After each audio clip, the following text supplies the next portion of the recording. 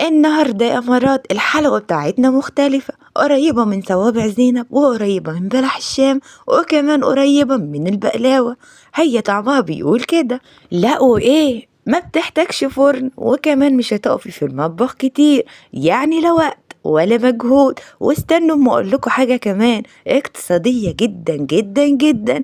انتوا هتشوفوا المقادير ولازم تشوفوا بعينيكم، اكيد مش هتنيكوا تسمعوا بس. يبقى لازم نروح ونشوف الفيديو بالكامل علشان نصدق انها اقتصادية. يلا بينا. معانا بيضة واحدة وكمان معانا 4 معالق سكر بودرة، ايوه 4 بس عشان هي ما بتحتاجش سكر كتير.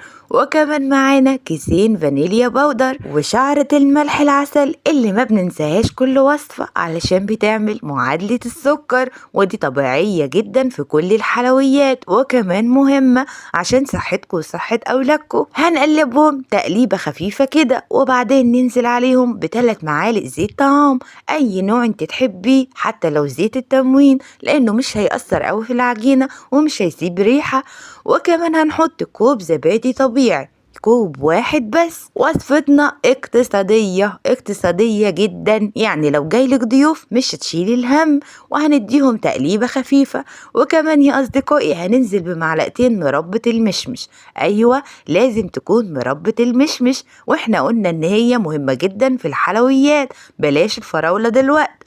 وكمان معلقة صغيرة من البيكنج باودر، معلقة واحدة بس، وتكون معلقة الشاي الصغيرة.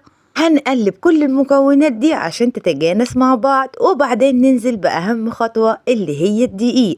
الدقيق هنا أنا مستعملة دقيق الغلة، انت وراحتك يا أمرايا، لو عايزة تجيبي دقيق فينو عادي مش هيضر. المهم ان احنا هنحط جنبنا من كوبين ل3 كوبايات، وهننزل على العجينة واحدة واحدة لغاية لما توصل للقوام اللي حضراتكم شايفينه ده. شايفين عاملة ازاي؟ المهم انك تحسي انها لسه بتلزق في ايديك، حاجة بسيطة.